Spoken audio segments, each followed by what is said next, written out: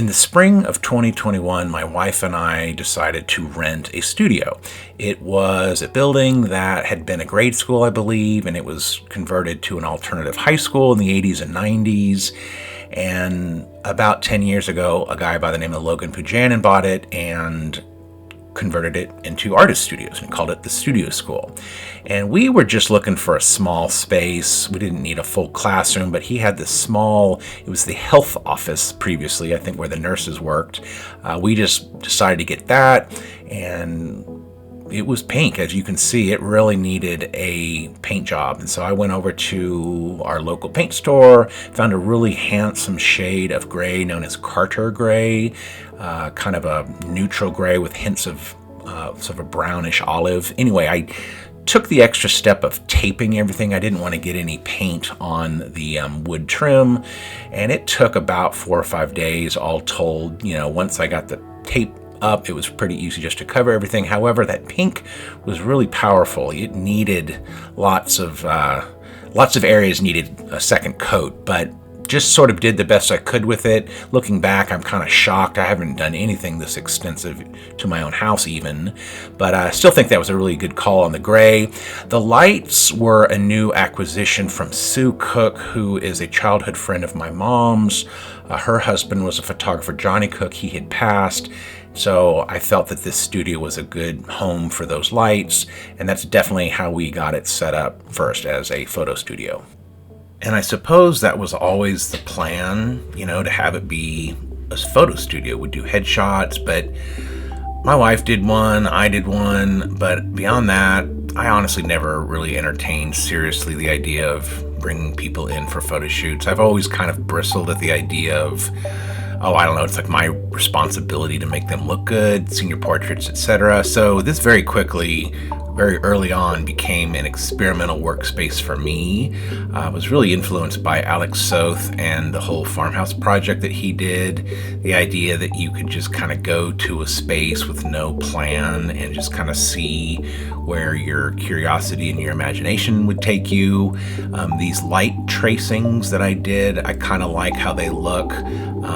I had access to a stylus and like a tablet, and of course I don't have access to a laptop anymore. Anyway, you need a projector as well. Really just sort of experimentational. Don't consider myself any sort of expert drawer by any means, but that's kind of the first thing I did. Was I reached for just the easiest things: rulers, compasses, Sharpies. Office Depot had these, I think, 30 by 40 inch pads, and I would go through those, just noodly doodly, meandering.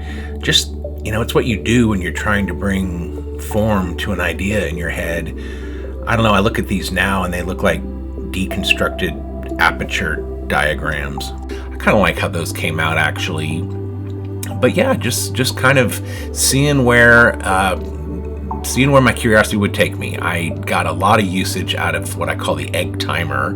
It's the panoramic time-lapse mount that you can put a cell phone on. That would help create some movement. With my MFA I mentioned earlier, we had an assignment that we had to do called an investigation of time. And so I kind of picked up where I left off with that. I brought in some clocks. There was actually a dollar store a couple blocks away, and so I got these really inexpensive clocks. Made this macro lens out of a telescope mount and an enlarger lens, and really just kind of used an intervalometer. And blending modes in Photoshop really are how I was able to achieve these really trippy, dreamy effects, but really some engaging ideas, I think, with that. Along with the intervalometer, and just access to a room, I did a 3-week time lapse, but instead of looking at the sequence of pictures as they were shot, what we're seeing here, I thought it was more interesting to take all of the pictures that were shot at, say, 3 o'clock, and that's just much more revealing. And then you have all of the 6 o'clock pictures that show up, and you see the sun's movement quite a bit. I even went and looked at the 3 a.m. pictures. If you look closely, you can see some stars. So definitely very, very into time experiments. Michael Wesley, big influence as well. Love his work. He does long exposures, 4 or 5 years in some cases. And so with the use of a neutral density filter and of course a very small aperture, I was able to do a week-long exposure. No purpose whatsoever behind this other than just to see if you can do it. One of my favorite single projects was just a time lapse of a rose in a vase. And I remember just coming up with this idea one day and setting it up, and I lit it with a softbox off to my right, and so it's really evenly lit, but you do see some daylight flitting through. That was right about 8 days, I think, and I like how the petals fall on the stool there.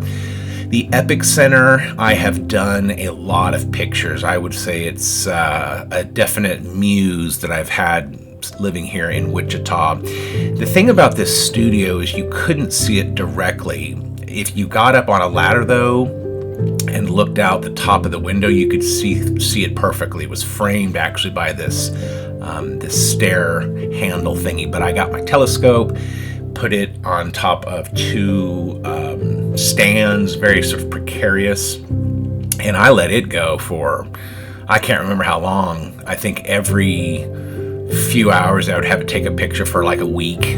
I don't know how I would describe my intent behind the making of this type of work, other than to say I think it would look really cool as like a video installation in a darkened room in a gallery or museum. You could really play with the duration. I liked superimposing the two images of the Hillcrest in my neighborhood and the Epic Center, and I came up with tracing. Again, just kind of fun experimentation. Oh yes, ground glass. Dabbled a lot with this when I was in New York. Honestly, it was like a 4x5 camera that I would point at my computer screen, and then I'd have a digital camera photographing the ground glass. And so whatever I did on the computer screen, I could kind of make these time lapses as well. I sort of did that with the actual door of the studio, had a magnifying glass, utilized it in conjunction with the ground glass. There's an idea there of impermanence and the elusive nature of how light works on a lens, but also anybody walking into the studio might think that it was like an optometry office. You know, all of these clamps and lenses and stands, almost like these sort of primitive vision tests that I would be giving people. The telescope I used quite a bit. This was a really kind of out there idea, the telescope projecting an image onto the ground glass, and then I'm photographing the ground glass with the macro lens. But honestly, you know, about 16 months in, you can kind of consider it gauche to talk about finances, but you know, during that 16 months that we had the studio, we had to start taking on a car payment. I remember some sports lessons, you know, just expenses add up, and you start having a harder time justifying a studio that you're only using for experimental things. I can't put it any other way. I had some friends come out, and I would call those sort of like studio visits. That was kind of neat. But, you know, at the end of the day, you just kind of, you basically can have a car payment and student loan payment, but you can't have those two things and then have a studio. So we kind of had to let it go. I honestly would love to somehow figure out a way to kind of get back even into this very space. It's an interesting discussion. You know, for some, the act of creating is a necessity, but you know, those same people having a dedicated space to do that, it's a luxury.